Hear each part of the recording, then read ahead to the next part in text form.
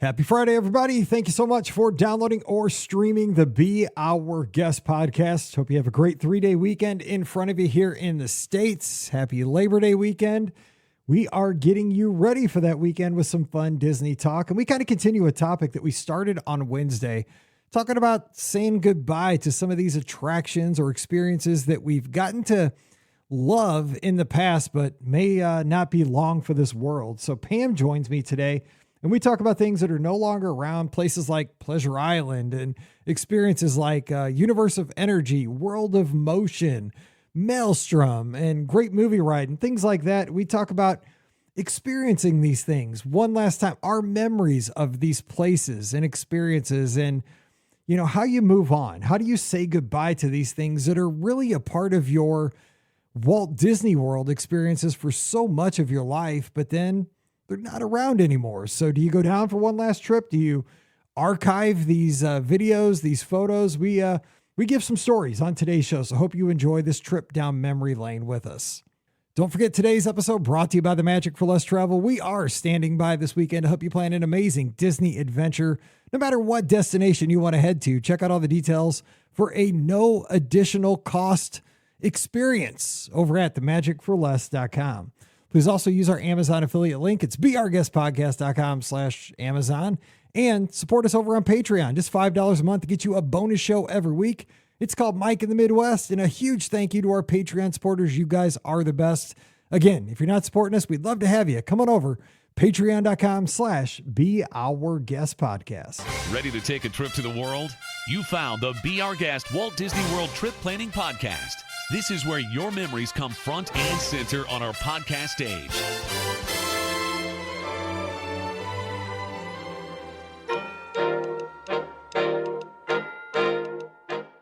Welcome to episode 2547 of the Be Our Guest Walt Disney World Trip Planning Podcast. I'm your host, Mike Rallman from beourguestpodcast.com and one of the senior agents over at the Magic for Less Travel. Happy Friday to you and welcome to the 3-day weekend here in the United States of America. Happy Labor Day weekend and welcome to college football, high school football. It is a great weekend here in the States.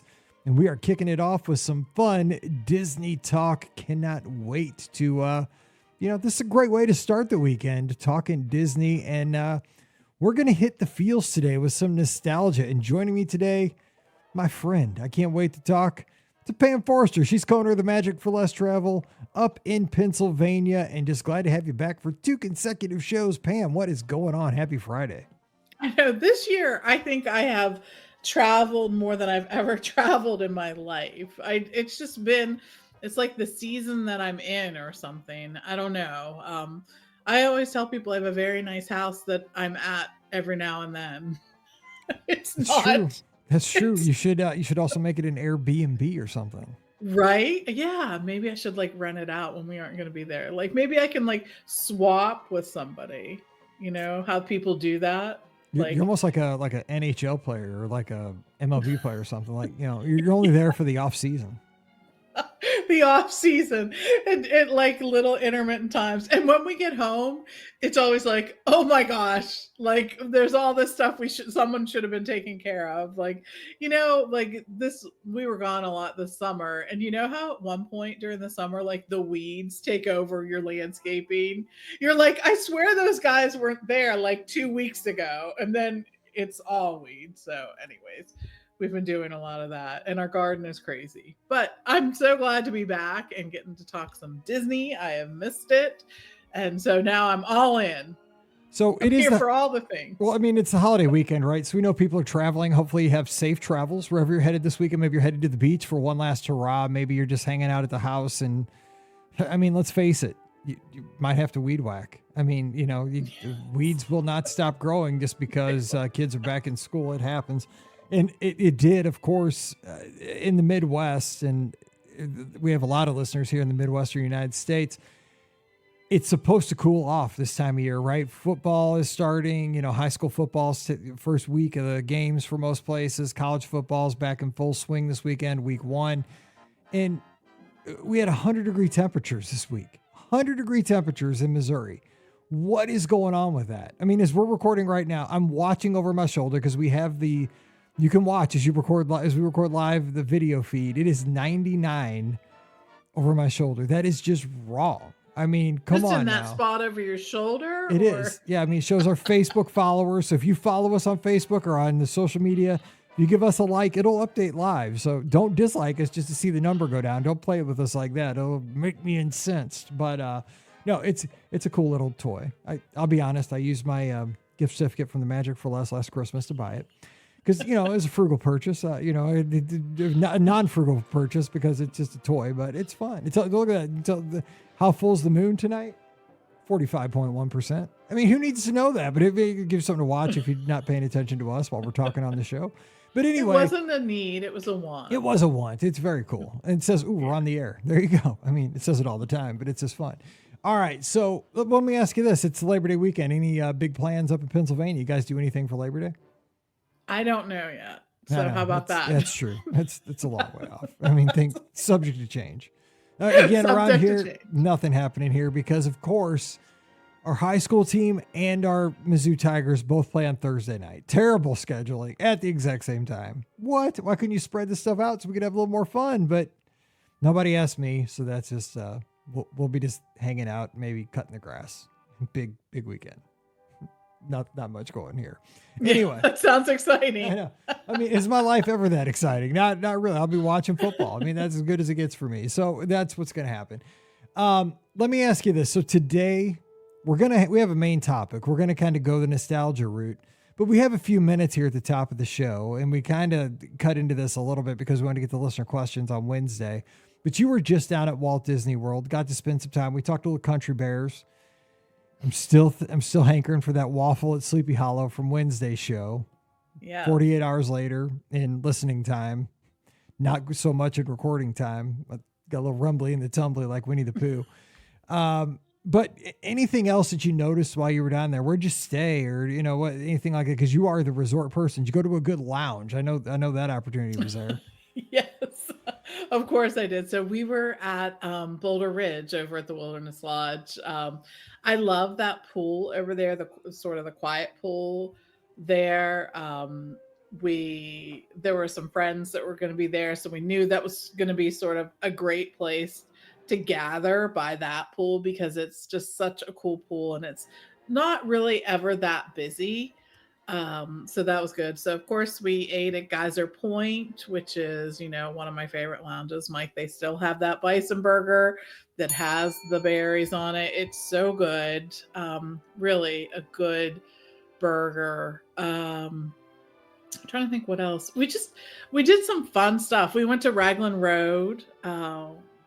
Again, if you haven't been, check it out because it's not just dinner, it's dinner and entertainment, right? You have the Irish dancers and you have musicians and whatnot. We were sort of sitting at a room that was sort of off the main room, sort of behind the main room. And the Irish step dancers were not only up on the main stage, but then they came over to our room where there was this sort of wood area where they could do some steps right there too. So they entertained us, close up too. So I appreciated that. I thought that was really cool. Trying to think, we jammed so much into such a short period of time. It's hard to remember it all, but those were some of the highlights. Well, you mentioned on Wednesday that when you have there's such a different mindset in a 7-day trip than a long weekend trip. And that's what we probably have a lot of friends that are going down right now for the extended weekend, maybe a last hurrah of summer, which we're going to talk about here shortly. But it is kind of fun to have those. And a lot of our runners, the Lizards, do this, right? We have these Run Disney weekend trips where there's an intensity to it, which makes it exciting because you're not going to do everything. So you have to be super selective. And I am going to forego this, and this, even though they're my favorite things, but it's almost like an all-star list. Like, okay, this is making the cut this trip because I love to do this. And so, you really do kind of, every moment counts, I think, on these trips, but you do get some relaxing at the same time. We did. And I will say, just as I'm looking back at the pictures to try to refresh my memory here, we actually, I had said this on Wednesday show, but we actually rode Tiana's twice in one day. We rode it during the middle of the day. And then we also happened to ride it again when the fireworks were going off of the Magic Kingdom. And don't sleep on that either.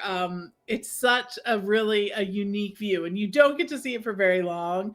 It's mostly when you're going up that big hill, the big last hill, you catch views of the fireworks there. And then as you sort of crest that hill and then go down. But that was really a cool experience. There's something about seeing the fireworks from an attraction, I think, that make them even more special. We did that show, and we also did Luminous too, because I like the show. I think each time I see that show, I like it a little more. I like sort of the sentiment of it, the things that they say, all of that. And there's a really good show on, I think it's on Hulu. It's about this Epcot redo. If you just search for Epcot, it'll come up. But check that out. It's a National Geographic show. Nice. All right. So real quick, Rob, you're late, but you're 2 days late, but we're going to answer your question. And I have to preface this because you're setting me up here, brother, because we have a lot of Clemson fans in this crowd. And Mike Bankhead, one of my best friends, Clemson fan. We have a lot of folks listening in South Carolina. We have a lot of dog fans too. So I'm not getting in the middle of this because I'm SEC. But he says, where should I watch Georgia beat Clemson? At the Parks. You can watch the football game. I like Rick's. Rick's has some really good football eating food right now over at Coronado Springs. Good environment too. I do like Rick's. Now he says at the Parks though, that's a resort place to go. At the Parks, that's the thing. CityWorks is a good place at Disney Springs. But at the park, the best thing I do is I just have YouTube TV. So I have it with my phone so I can just keep rolling, with my team and keep the day moving. Is there a place to watch it? I don't think there's really a good place to watch a football game in the parks. In the parks, it's I'm having a hard time thinking of one. Is that an opportunity missed by Disney? Because Disney owns the SEC basically at this point. I don't know. I can't think of a place in the parks where you can get TV. I think they're always going to be at a resort or at Disney Springs. But a lot of the lounges too, if you were at Epcot and the lounge was open, you could head over to the lounge there that is in the Beach Club, Martha's Vineyard. Yep. I watched the national championship game there, Alabama one time. Yep. Alabama, Clemson. It is. And then if you're at the Magic Kingdom, you could head over to one of the lounges that are at the Magic Kingdom resorts there. The problem is that sometimes there are conflicting requests for what channel should be on for what event. Correct. See, the good news is for Rob is this game will be the premier game at that time. There's not going to be conflicts because this is Georgia Clemson, no problem. There won't be. You're right. There could be some weeks, but this one will be fine.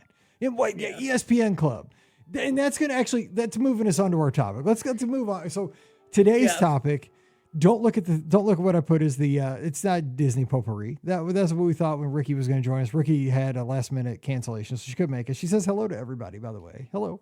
But today, we kind of closed out Wednesday's show by talking about how you'll never regret getting down there to experience an old favorite one last time before it goes away. I think, if you have the opportunity, you can't always do that because of work schedules. And, Mallory's a high school cheerleader. She's a junior. We're not going to miss any football games. Sometimes you just can't make it happen. But I don't think you'll ever regret doing it if you have the chance. So I thought what Pam and I would do is kind of talk about our last memory with some of these things that are no longer around at Walt Disney World. Just a quick memory of these things that we got to do, that maybe you got to do. And then you can come over to the clubhouse and share with us. Or Sunday night, you can call in and talk to us about, oh yeah, I remember doing that one last time, and give us a story just from that thing, that ride, that experience when we went back. So I'm going to throw something out that was fun back in the day and see if you have a story from it. And we can kind of talk about this. Pam, what do you remember from Pleasure Island? Because I'm sure you guys went there. Do you have a story from Pleasure Island? Like maybe like a last hurrah there, just like a fun story from days gone by? So I will tell you, Pleasure Island we went to a few times, Steve and I, and it's one of those places that I can remember often. First of all, I remember going there on our honeymoon, and we were as young as one could be, and still be there, right? And just honestly feeling so not cool enough for that space, Agreed. right? Agreed. But you felt safe because you were at Disney. But I Right. totally never felt like I was like I couldn't do that. We had a place in St. Louis called Laclede's Landing, right on the river downtown. But you had to totally be like drunk to be there. But like I was cool because I didn't drink at the time, right? So it was cool Right. because I was at Disney, but I was like still at clubs. Right, exactly. So I think that was really a big takeaway for both Steve and I.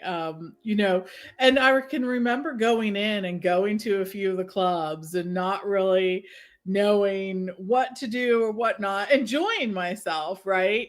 But not really sure what to make of it all and whatnot because we were so young. And the club experience in college, very different than this. This Yes. seemed very sophisticated, whatnot. But I remember it being like one of those places when I heard that it was going away. I thought to myself, I wonder, what that will be like or how they'll reincarnate it or whatnot. And even I remember when they came up with the whole redo, the conversion to Disney Springs from downtown Disney. And I was like, oh man, because downtown Disney, I remember when it was Disney Village when I was a kid, right?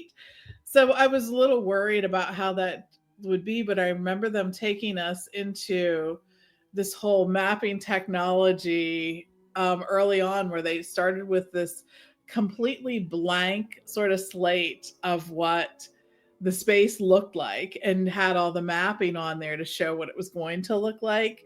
And now, of course, I think, Disney Springs, I enjoyed even more all the extra restaurant venues and lounges and even shopping venues, I think has been such a huge thing. But yeah, that's when you say Pleasure Island, that's what I go to, like feeling like a little anxiety because I'm like, I don't know what I'm going to do or what to expect. So, See, it's so weird because I think Disney Springs has really hit its stride in the last couple of years. Like it took a long time to really get there with the venues, but I think it's there. It's got really good dining. It's got, when you walk through there, when we were down there just a couple months ago, when you're constantly seeing some kind of person playing a guitar, there's always like live music happening as far as you walk. Like you'll walk into the next person playing some kind of like a harpsichord or like a guitar. There's always an energy to it on a Friday, so even the weeknights. It's a great place. It's just ample opportunities to snack, to dine, to shop, and a lot of unique opportunities too. So it's a great place. And again, water makes it beautiful. I mean, in the amphicars are just, even if you don't partake in them, they're fun to watch. You can take the drone show that was going on. That's still like, it's one of your last times to see it because it's going to be ending in September. Yes, and in the clubhouse, because we did the stock watch, everybody was saying, stock up on the on drones. I'm agreeing with that because that's exactly right. Kind of meshing all the shows together here. But yes. And so what I feel bad though with Pleasure Island is kind of on this topic is that the people who never got to experience it, and I know this probably wouldn't work today because I could see why they got rid of it because it became like a magnet for locals. Like I get it. Like it's a place where locals could congregate and probably, because there was drinking there, and it was probably a place where, they had to, I mean, if when people get alcohol in them, trouble happens. I mean, you see it everywhere. You see it. I DJ'd wedding receptions for over a decade every Saturday night. My family owned a mobile DJ company. I was either at a prom, mostly wedding receptions at VFW halls in Missouri. So you can imagine what they were like. I mean, cops were called. Groomsmen were knocking each other out at some of them. I mean, I have stories. I mean, they were awesome. I mean, there was a lot of boot scooting by Brooks and Dunn happening at my wedding receptions in the 90s and early 2000s. It was awesome. But I mean, I get when you have alcohol, things happen. But the thing was, I feel sorry for people to get to experience things like 8 tracks And, just because you could go in there in the comedy club and the adventurers club, because you could just hop from club to club to club, and you felt safe because you were at Walt Disney World, but you kind of felt a little sophisticated going in there. And like Alfred said here in the live chat, is that it was New Year's Eve every night. That was kind of like such a gimmick. Like you'd roll out at like 11:45 into the streets, the so-called streets. And you would buy your ticket in like a caboose too, as I remember. Like if you had to buy a ticket, you buy it in a caboose. It was weird. But then you go out in the streets, boom, it was midnight, in July 12th, at 85 degrees, but whatever, it's midnight. And the confetti comes out, the DJ's playing Auld Lang Syne. It was the weirdest thing ever, but it worked. It wouldn't work today, but I'm glad I got to experience it. It's one of those things I do not ever regret doing Pleasure Island. It was so fun. It was a blast. Agreed. It was so I cool. agree. I wish I could have experienced it though. It was because when you try to explain it to somebody, they're like, "You're drunk still." From Yes, that didn't happen. I'm like, I swear it happened. It was weird. There was like a Jessica Rabbit like sign, I think, like with a neon. There was a place called the Neon Armadillo. They're like, shut up. I'm like, I swear it was there. They're like, not at Disney. I'm like, I am not kidding. It's where the steakhouse was, but whatever. It was fun. So what's another thing that we could talk about that's long gone? There was a Virgin Mega store. Remember how big that record store? It was a record store, people. It was and it was huge. Like it was two or three stories to buy like CDs. Right. I mean, think about that right now. Like it was enormous. It was. It was crazy. Anyway, go ahead. And now we just download everything on our phone. Yes, I got 40 million songs on my phone. We're old. Go ahead. I know. So I will say, I remember the World of Motion and being on that very close to when that closed to make way for Test Track, which was a coming soon.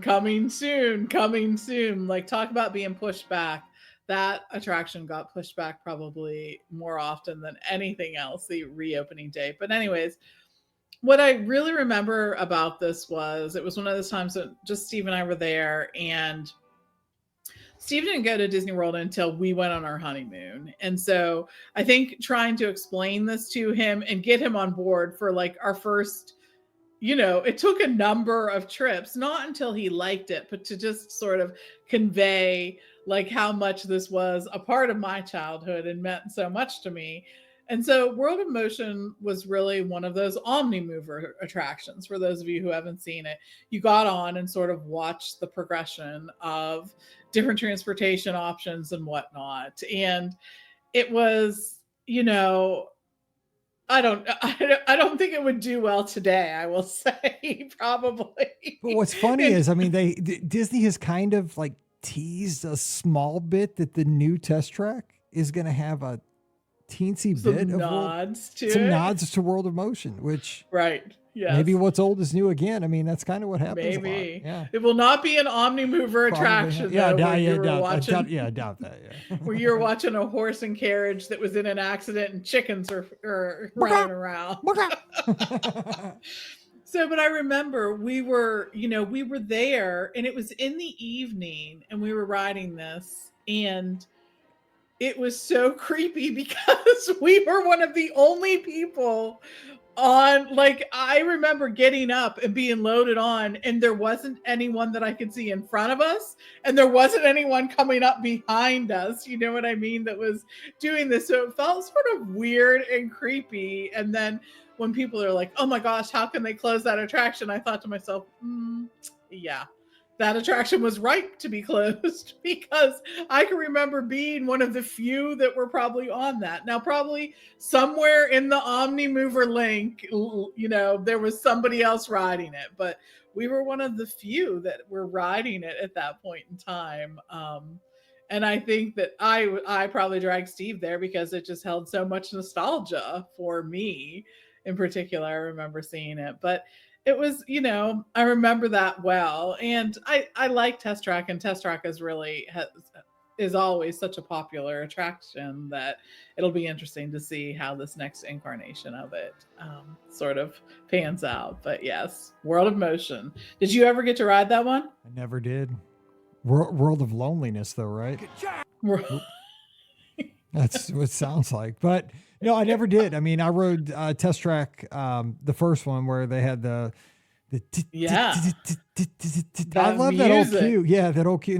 But man, I hated where that Test Track dummy would take the shot to the knee in the cue. Man, that made my eyes water. I hope they never bring that back. I couldn't look like when I got to that part of the cue because they just slammed that mallet into that Test Track dummy's knee, and I'm like, man, why are you hurting my guy like that? That's just not cool because it makes my knee hurt because I have bad It knees. was serious. But yeah, I liked that version better than the Tron version, and I hope they go back to something similar. So yeah, but well, similar to that, like the next one, I would like to say that I think I did it right on this one. I got to give myself a pat on the back. Is when Illuminations had its final showing, I was there, and we all know that Illuminations to me was like the greatest. Like I've said this on the podcast probably 1,000 times that if I could only have one CD, like if I was stranded on an island and they said, you don't get your phone, you don't get 40 million tracks streaming, you get one CD. The one CD I would take would be that CD that has Illuminations / Tapestry of Nations that they used to sell in the parks. That's the ultimate CD. I used to play it for my kids as they came in from recess every day, because they would come in and we would take restroom breaks and they would have 25 minutes of SSR, which was silent sustained reading, which was basically sit down, cool off, and be quiet for 25 minutes so we can get ourselves back together because you've been wild for outside playing. And I would always put that CD on. So there's a generation of kids in North St. Louis County that know that hey la, hey la, hey. I think that's real language or something. But there's something about that music, the Illumination soundtrack, and that parade that is just amazing. But going down to see that last showing, and I got to see it with true Illuminations fans. I saw it with Dr. Kai. I stood with Dr. Kai. I stood with Ella. I stood with other fans of our show, other fans of Illuminations. And what it did for me was it gave me closure, right? I mean, I was there the night. I mean, I'll be honest, like a few tears were shed because the thing was, like, I was there at the Millennium when this was such a big deal. And that show had slight different iterations. I mean, how many times did you and I and Steve and Scott, and I mean, we had Malcolm from the UK. I mean, we had so many of our friends that we've gone through. So, Jay and Melissa, I mean, we could name tens of dozens of people that we've brought in so many years together at New Year's Eve with Illuminations, and then the big tag at the end and Christmases. And it's always been Illuminations around the fire, and then we got to see the very last one. But I mean, I was glad that I was there to see the last show. Was it sad? It was absolutely sad. But I was I think it was appropriate for me to see my favorite show last performance. I think that gave me closure. So I was glad I was there.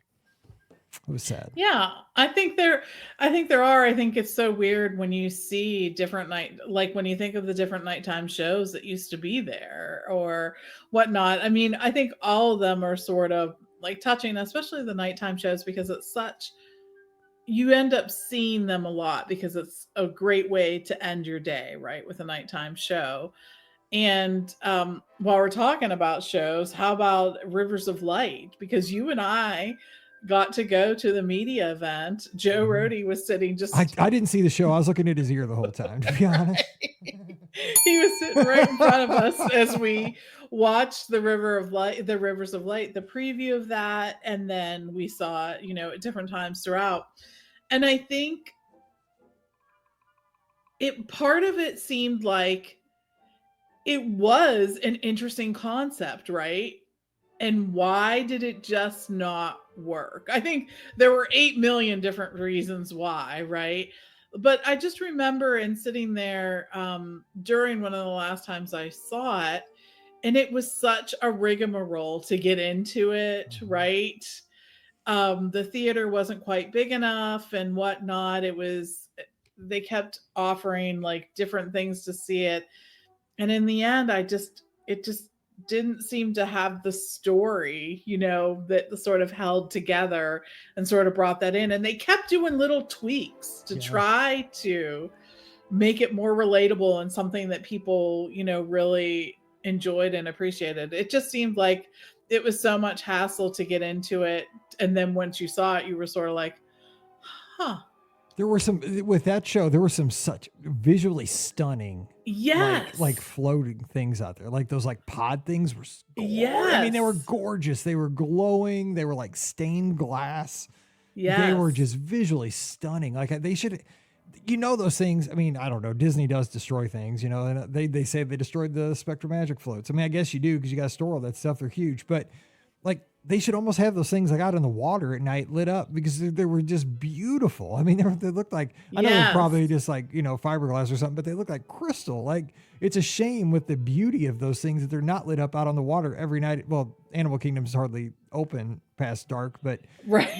Just like I'm shooting myself in the foot with everything I'm saying, but it's like they were so pretty. They need to be seen because somebody spent a lot of time creating this item of beauty. But I think where the show went wrong, I mean, it was, again, it all gets back with Disney to story. The story was not strong. And the whole thing too was when the ushers started asking you to dance, dude, you don't want to see me dance. Like, don't ask me to dance I want to watch. Like, right. I don't need to be interpretive dancing. I mean, have you seen the Australian break dancer? That's me. I'm the Ray Gun. I mean, come on now. Dude, I was Ray Gun before Ray Gun. I mean, come on. That's me. It's bad. But yeah. And I think too, like I didn't get to go down and see Disney Quest before it closed, but I thought that was a great idea. And again, I think that's one of those misses by Disney that they saw the opportunity to take that space, turn it into something. And again, COVID was something nobody could have ever seen coming. They went with a huge brand. I mean, the NBA is a brand that you think can't miss, right? I mean, the NBA is a globally huge brand. And the fact that was such a miss, but I think it was a bad timing thing too. But I do too. You talk about a miss, man. That was a huge miss. I mean, can you imagine? Think if they would have had some time to like tweak the offerings or include it in one of the medias or as a magical extra or something. Like, I think Disney's so good at when they open and they get some feedback, right, that they can sort of adjust and meet the needs of the guest and take that criticism in and find a way to address it and move forward. And I think really just with everything that was going on at the world at the time, there was just not a way to make that happen with this before they ended up calling it quits on that. But yeah, I would agree with you. The NBA is such a huge draw for so many people that you would have thought this would have been something that really was just, a chance for people to connect with that brand, with that league even more, right? And it didn't work. But yeah, I did have the chance to experience it. But yeah, because I try to think to myself, like, why did it not work? Because like you think about what Disney does is it allows us to kind of experience stories as different characters, right? You get to pretend like you're Peter Pan flying through Neverland in Fantasyland, or you get to see the world come together in Small World as you're floating through these different dioramas in that attraction. Or, you're going through Winnie the Pooh's world, as crazy as it is in that attraction. So take that to what you got to experience in the NBA experience, and what you're getting to do is not dissimilar, where you get to experience the story of, you get to be an NBA player. You probably don't have the stature, you probably don't have the athletic ability, but you get to get on the court and live the dream for a few minutes. You get to go through the drills, you get to shoot the baskets, you get to make a video, you get to dunk. Yeah, exactly. They lowered the hoop down to a comfortable dunking height for each person. So I think Disney was a great partner for that, because again, it's like letting you become the character, even though it's more of a, factual kind of thing. It's like a more real world kind of thing rather than like an animated character. I think that if anybody was going to make that work, it would be the Disney connection with the NBA. It's just, I think timing, it's weird that it didn't work. You're right. Maybe it needed more time, but they didn't have the time. And I think maybe once a lot of things, I think, like if you don't get it on the like initial hit, it's just never going to happen. I think that's what they did. They just kind of had to cut their losses. Like, you just can't let this thing linger. Yeah. I don't know. Because Agree. I'm not, I don't have a CEO in business. I don't know how that stuff works. So what else has gone away though that you kind of miss and you have stories? Like, is there a resort? Is there an attraction?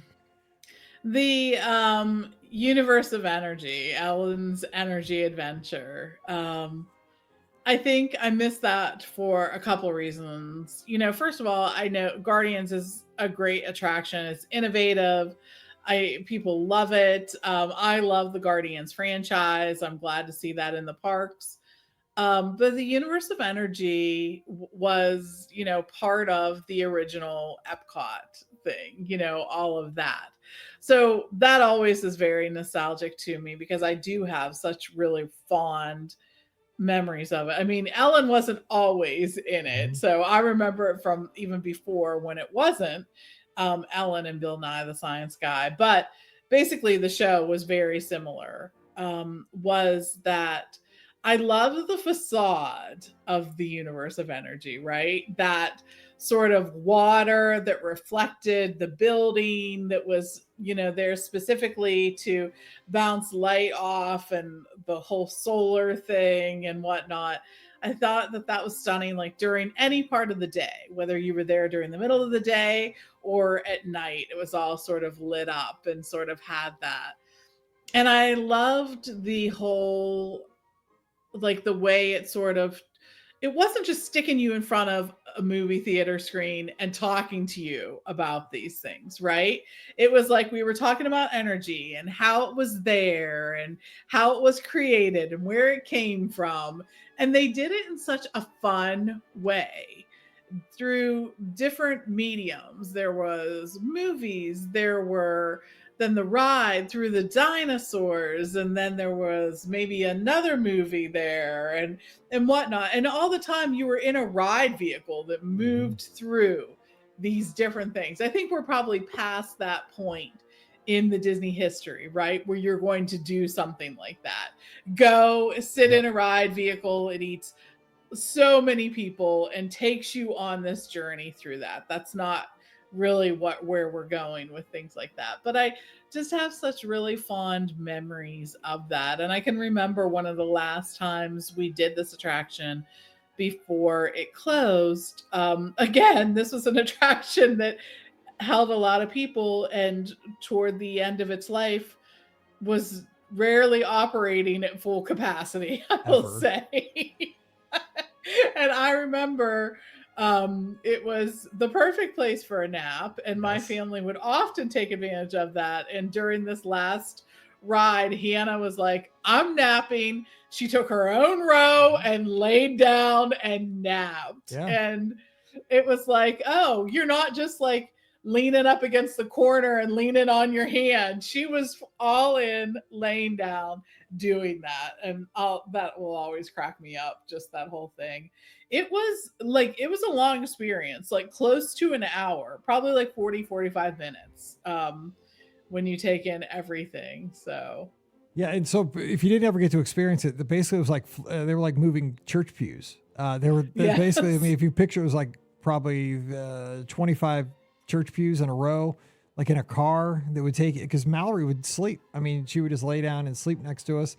I think it was like 48 minutes because I had the audio on Magical Mouse Radio for the attraction. And it was, I think for us, it was kind of a comfort level for like people of our generation, because the film kind of reminded me of like middle and high school, like films we'd watch in class, but then you'd have like basically like huge dioramas where the dinosaurs would move and Ellen would be in there interacting, but you had comedy with Bill Nye and stuff like that. Once they, put the Bill Nye stuff in there and the Jeopardy stuff.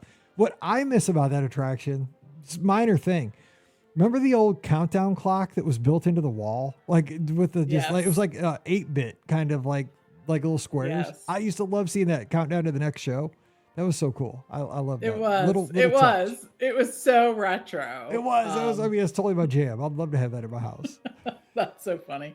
Maybe you could have been on it. I know, totally. So Alfred in the chat's mentioned the great movie ride. So by the way, I was there the last day I was there for the last day of Universe of Energy. I have a picture outside the last ride. I wasn't there on the last ride because, That's the thing. If you're ever there on the last day of an attraction, like everybody jockeys for the last ride.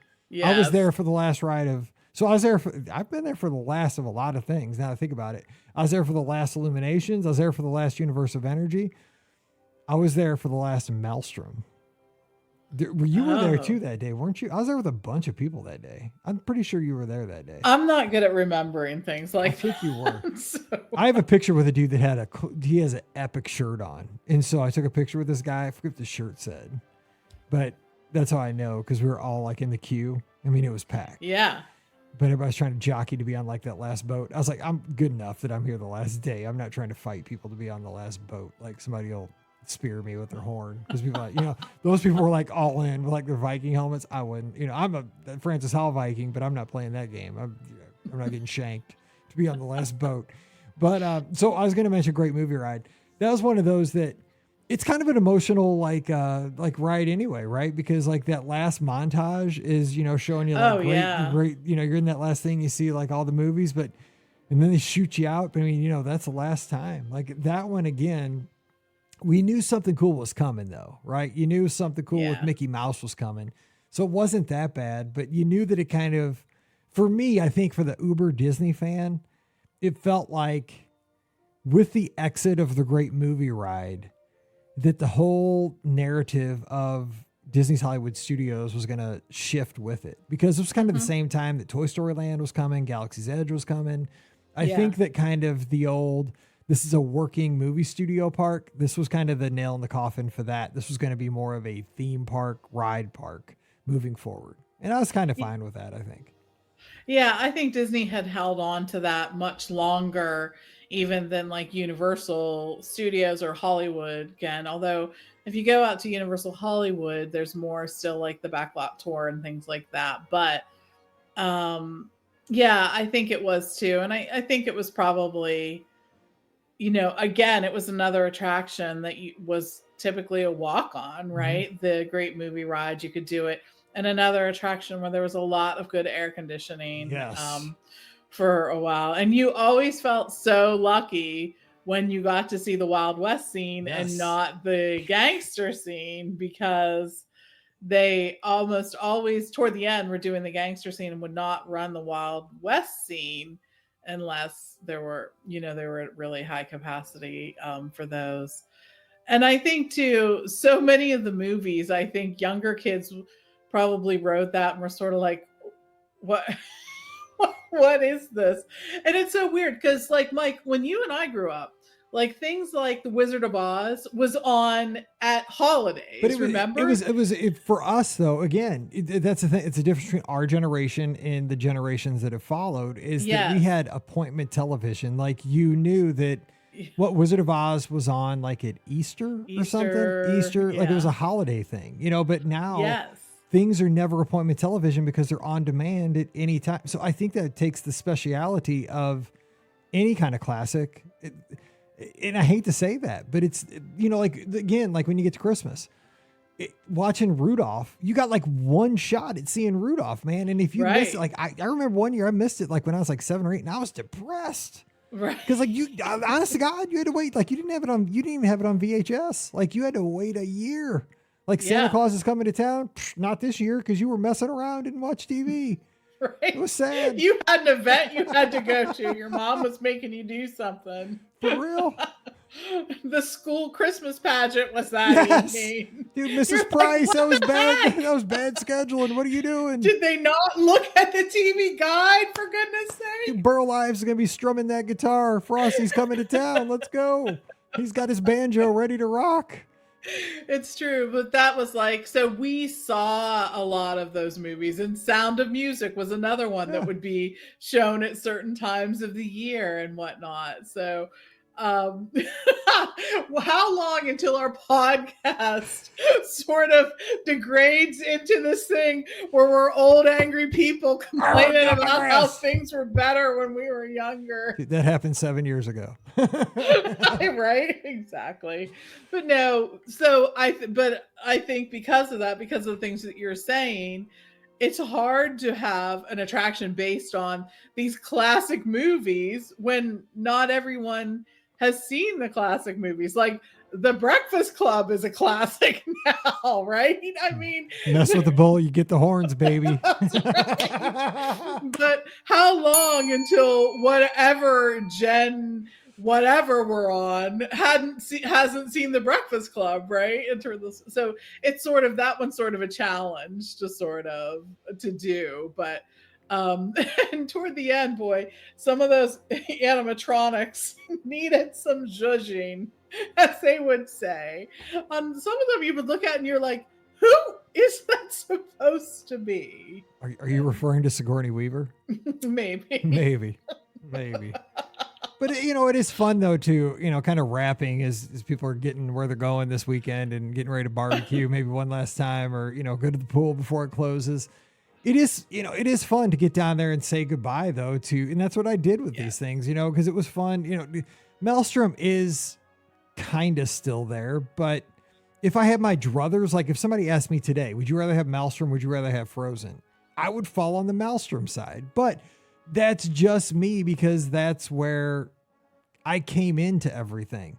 But I get where Frozen is a better fit for the Disney company moving forward, right? They have this franchise that is just white hot, and like my daughter, this has been her life, like that's her generation, Anna and Elsa. And I mean, I get you're not going to sell. How many Viking helmets are you going to sell out of the store in Norway versus Anna and Elsa merchandise? I mean, come on now, be honest. It's a bajillion to one. I mean, it's not, you don't have to have a marketing degree to figure that out, a business degree.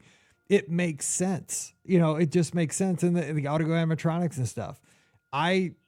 Everything doesn't have to be for Mike Rallman, and I'm totally fine with that. And I have my memories of Maelstrom. It was fun, and they did a great job retrofitting that attraction. I can go in there and still see nods to Maelstrom. There's still some of the similar things, but I think, time moves on. That's how it is. And you have your memories, you have your photos, you have your stories. And I think that's what's great about podcasts. That's what's great about images. That's what's great about videos, Martin vids, stuff like that is you can go back, you can tell the stories, you get better every time. You can see the videos but you get to experience new things with the people you love and make new stories and make new memories too at the same time. I agree. Like in the end, no one can take your memories away of something. And like you said, I've never regretted going and down to do something that was really close to my heart one last time, whether it was the last time or just the last time for me. I think just being able to say your goodbyes sometimes is really meaningful. So absolutely. We're going to say goodbye, but just for now, just for the weekend, and we'll be back on Monday. Actually, we'll be back Sunday night live. So join me Sunday night as we take your calls. Scott's not going to be here. He's going to Nashville. I don't know if for a guy that doesn't like country music, he sure goes to Nashville, Franklin a lot. So he's going down there to have some fun, but join me on Sunday night. I'll need your calls. You're going to be the co-host.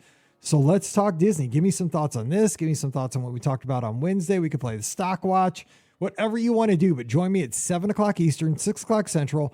Pick your place, Facebook, YouTube, Instagram, Twitter, or Twitch. Any of those places, we'll be live, and give me a call. We'll be talking Disney. Don't forget, our show is brought to you by the Magic for Less Travel. We'd love to help you plan your next Disney adventure. Want to go to Disneyland? It's awesome out there. We're celebrating 70 years in 2025. Great time to get in on the celebration out there. Walt Disney World, Disney Cruise Line. We got a lot of ships you can sail on. We're just going to help you. Adventures by Disney. See the world in the best way possible. The best thing is, we'll give you concierge level service each and every time with every trip. No additional cost to you. So check out all the details this weekend over at themagicforless.com. And I just want to say thank you to everybody who supports us over there. I don't say that enough. You guys are the best. We appreciate your support very, very much. Thank you for that. Also, Amazon. Please support us when you shop on Amazon. It's real simple. Just click through our link, beourguestpodcast.com/Amazon. And thank you to our Patreon supporters. You guys make the show possible. Just $5 a month. It's a cost of a cup of coffee a month.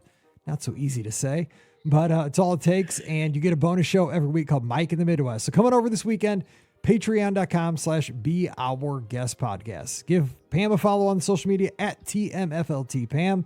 I'm at beourguestmike, Instagram, Twitter, and Threads. And of course, join us in the clubhouse all holiday weekend long. It's beourguestpodcast.com/clubhouse. we'll be having fun talking Disney and college football and all kinds of stuff over there. So we want to see you over there as well. All right, till we get back together again on Sunday Night Live. Not Saturday Night Live, Sunday Night Live. For Pam Forrester, I'm Mike Rahman here in the Midwest. You guys have a great weekend, but whatever you do, stay safe, stay healthy, and we'll see you real soon. You've been listening to the Be Our Guest Walt Disney World Trip Planning Podcast. If you have questions, comments, or would like to be a guest on the show, please visit our website at beourguestpodcast.com. Thanks for listening, and we'll see you real soon.